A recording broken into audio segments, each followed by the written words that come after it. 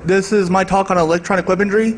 I initially titled it "How to Rule the World while shopping at Radio Shack." I proved myself wrong on that one. I went to Radio Shack. Let's just say they don't sell speakers anymore, so I don't know what else to say. They do have some cool stuff on sale if you want electronics. So the stuff I'm playing with, high voltage, high current, can kill you. It can also destroy all the electronic stuff that you care about. So if you decide to muck about with it, keep things you care about it shielded or far away. Just saying.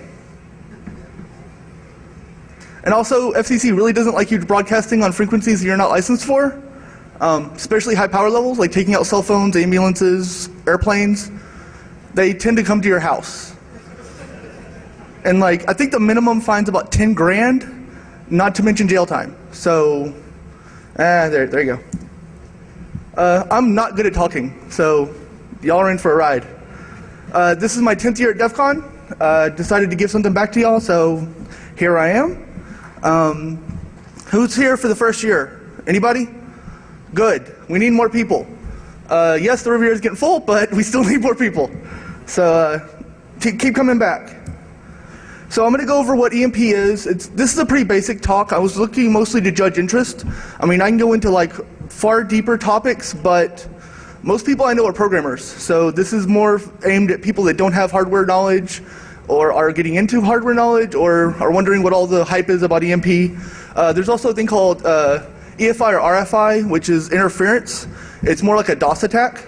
And then we have the cutting edge laser type stuff that the military is using to do things like shoot drones out of the sky and shoot satellites. And I'm also going to demo a sonic attack, there's a thing called an LRAD. I'll cover it in a little bit, but I basically build a small version of it from a trip to Fry's and Radio Shack. I just went through, up on the screen there's some basic electronic concepts. All conductive material acts as an antenna. That's why EMP matters. Your shielded case will absorb RF and will produce a voltage because of that. The more RF or the more EMP power, the higher the voltage. Get to about 100 volts, get to about 10 volts and most ICs stop working. CMOS type things are rated at 3 volts, so you put 100 in them and they just go flash in the night. Most communication things run on 1 or 2 watts, like your cell phone, about 2 watt transmitter. So if you put anything out bigger than that, you can easily swamp and just take out everybody around you. The only good way to build an EMP is a nuclear weapon as of right now. There are some other tests that it's like a compressed flux explosive, but they're all explosive generated, so I'm not demoing that either. I don't want to go to jail. Ohm's law is the basic thing you really need to learn. Knowing the power levels you're going to be messing with will save your life. It's saved mine a couple of times. We know all computers run on binary signals. It usually means plus or 3.3 volts, or 0 or 5 volts. When you start sending 2 volts, you get into a floating state and makes logic go all haywire. So by injecting a 2 volt signal, you can make things go really crazy. Just a rule for transformers. You will trade current for voltage, which means you see neon sign transformers, they're putting out 15,000 volts, off the wall current. They're putting in about 10 milliamps. That's still enough to kill you, but it won't make you catch on fire usually. RF power diminishes over distance, just like light does. It's a squared inverse law. So the farther you are away from the target, the better off or safer you are. I can say I've done things with spark gaps and interrupted cell phone and cordless phone a quarter mile from my house. I found this out on accident because my neighbors asked me if I had problems with my phone that day. I also was really close to an EMS station. Yeah, not good. This is XKCD. I'm sure you've all seen it before. I ran across it when I was doing some pictures for the talk. It just basically covers the spectrum of RF. Everything basically is energy. Matter, all of it's energy. It comes down to what frequency you're vibrating at. So 60 hertz to light is it's all RF, it's all EMP based idea. Okay, so RF or electromagnetic interference is usually a DOS type of attack. You're usually not going to damage the thing completely, but you can stop service. Doing things like, now a lot of theaters overseas are using cell phone blockers to stop people from using cell phones in the movies. That's an FCC violation. There is no licensed jammer in the US. You can buy jammers on the internet though, pretty easily. For a while I was actually gonna list off places you can buy them. Yeah, Google. Okay, so some of the easy ones to build are Spark Gap Transmitter, which is a really wide bandwidth device, and you can buy some other off-the-shelf transmitters. Spark Gap Transmitter was the first device used to transmit over air. One of the first tests was actually to cross the Atlantic Ocean with a radio signal using Morse code to give you the idea of power levels. In the late 1920s, they were doing RF. And they could cross the ocean with it. Now we have a lot of noise in the air, but RF still works. You can still use Spark Gap transmitters, just the FCC doesn't like it because it's not very focused anymore. They're really easy to build. That is a basic Spark Gap transmitter schematic. A battery, a coil, a couple capacitors, a spark gap, and an antenna.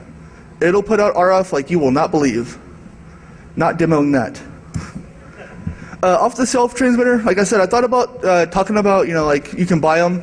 Anybody can buy them. I mean, there are China distributors that will ship you things that will block out cell phones and stuff for $50, $100. If you get caught with it, yeah, not good. Also, ham radios. A lot of them, the reason they sell them to ham radio operators is because they can usually operate on licensed frequencies that they're not normal for public, like airplanes. You live near an airport, you start keying up those airplane frequencies, the black trucks will show up at your door. They will triangulate on you and be unhappy with you because you can mess with the telemetry. So just to talk about complexity of circuits, this is a pretty simple transmitter. Anybody can build this with basically a trip to DigiKey. On the net, order the parts, put it together, and you have a transmitter. Not as high power, but it runs on a 1.5 volt battery, so you're not really going for high power at that point. Okay, so EMP. An EMP is an electromagnetic wave with enough power that it can create overvoltage situations in wires and traces. What that means is, as the traces in your device are acting as a circuit, it'll induce enough power, enough voltage, enough current to blow out the pieces, which is basically everything you use nowadays. There's a lot of people that are thinking about well, what happens if an EMP is launched or fired over the US, or what if a nuke is fired over the US?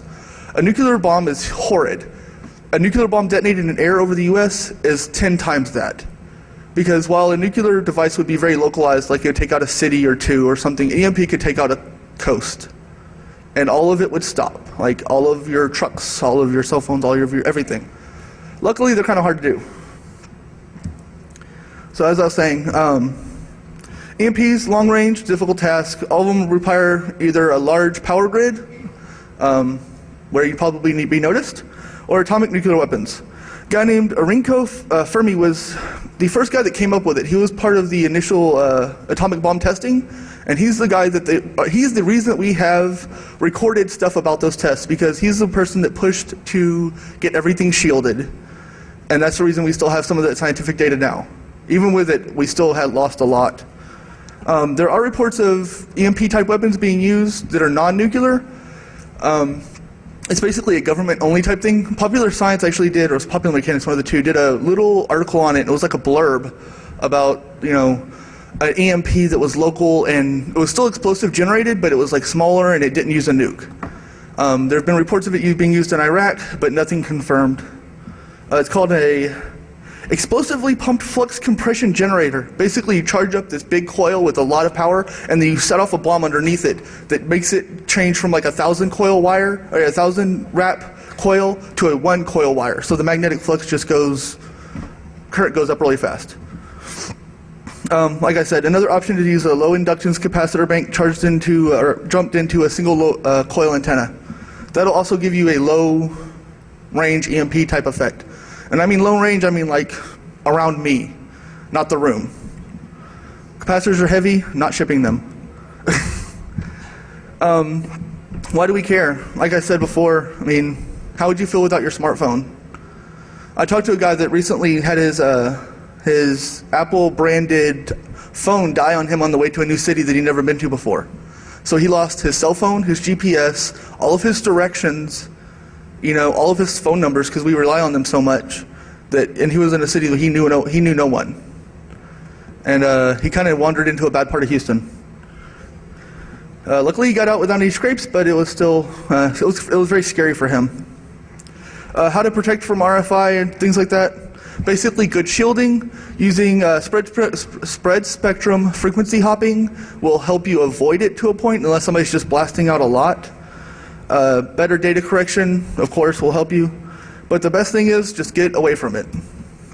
That's the same thing with EMP. I mean, you can build a Faraday cage, and if you have enough power near you, it'll just go through the Faraday cage like it's not even there. So there's some, the other thing I was going to go over really quickly are the projectile-based things. Rail guns, coil guns are called Gauss guns. Really cool. Not really what I'm going to talk about too much. I'm just covering them because they are considered electric or electronic weapons. Coil guns basically use a magnetic field to pull a magnetic projectile down the barrel. Using timing and lots of power, you can get 22 caliber speeds, give or take. Some people have beaten that a little bit. Railguns are much more efficient, but they require much more power. So I think it's Texas A&M has a railgun type thing. The military has one that they're working with. There's a couple guys on the internet that have built them. All requires large capacitor banks. Pretty interesting, but yeah, it's still a bullet. I mean, they're nowhere near the efficiency of just gunpowder yet. Weaponized lasers are coming of age. They're being used nowadays for everything from blinding people, like targets, like terrorists. They'll blind them to stop them from coming, to shooting drones out of the sky. They've done 3 or 4 tests now, I think, with the military's newest weapon tracking system that uses a laser or a directed energy weapon to knock a predator out of the sky. This is a Navy-based thing, but the fact that it works is kind of scary. They also have one that can knock out satellites. They did that a couple years ago, actually. It got no press, of course, but they shot a defunct Air Force satellite out of orbit and blew the camera off. So they hit something this big from the ground. I thought that was pretty impressive, considering all the atmospheric distortion you have to take up with. The Miracle laser is actually in New Mexico. It's not too far from here. I want to go there one day, but I don't think I'll ever make it. So now you've noticed all these devices are pretty power hungry. I'm going to go through some pretty simple, easy to do at home power supplies for them. I'm going to go through really fast on some parts just for the people that don't have electronics experience at all, because I think building in the bottom is best, starting with a good baseline. We have the resistor. Basically, it's a resistive flow of energy, turns it into heat, used in a lot of things pretty much. That's what it looks like. Coils, also called inductors. They store energy in a magnetic field. They can be more efficient than capacitors, but are usually more prone to heat damage. Capacitors store energy between 2 plates. They're the bread and butter of all of the electronic weapons out there nowadays, short of one laser that's actually a chemical laser powered by a jet engine. The diode, direction current, transistors, basic electronic switches used in amplifiers, things like that. MOSFETs are really powerful or high current abilities for transistors for the most part. And then you have transformers. Uses an oscillating or AC field to generate current in another one based on the number of coils. It's pretty easy. You can get ignition coils from your local like AutoZone or whoever you buy car stuff from. A lot more parts. Okay, so here's a Marx generator. It's one of the more common uses to make spark gaps. You basically you charge up capacitors and then you discharge them in series. You charge them up in parallel, so you have, say a 1,000 volt capacitor, and you have 10 of them, and you charge them up to 1,000 volts each. And when you discharge them in series, so you add the capacitor's voltage up over however many capacitors you have. So it's really easy to go to get 1,000 volt capacitors off eBay and then produce a 100,000 volt jump. I mean, it's really simple. This is a voltage multiplier. It's whenever you need high voltage DC. It uses a very similar thing, but it uses diodes instead of sparks. And I actually meant to bring one of these with me, but I forgot it. Okay, so this is actually the part that I started shifting the talk toward, is using humans as targets. Recently, there have been a lot of advances in using less than lethal type of attacks, from sonic to light. We have, of course, the taser. Everybody knows what that does, but yeah, they were called less than lethal until they started killing people. The heat ray is actually, this is an actual picture. I pulled it off of Wikipedia or something like that. They're using it as an active denial system, like in military controlled areas. It basically uses a very, very high frequency microwave beam to make it feel like your skin is on fire without doing any damage. So it's supposed to only penetrate a couple layers of skin. It's really uncomfortable. It makes you feel like you're getting a sunburn really fast, and they kind of sweep it through the crowd to get people to go away. It'll blow through your clothes like nothing, so you just feel like your whole exposed surface of your body's on fire. Don't think that's really fun. Glad I'm not on the other side. There's actually a thing that the DoD had built for them. It's basically flashing lights.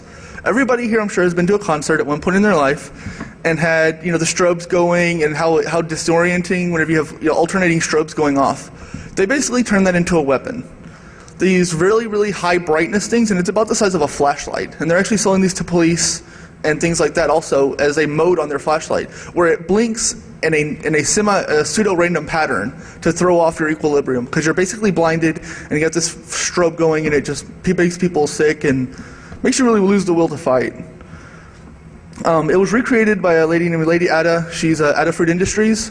She made one that's about that big around, just because she saw the video and she's good at that kind of stuff.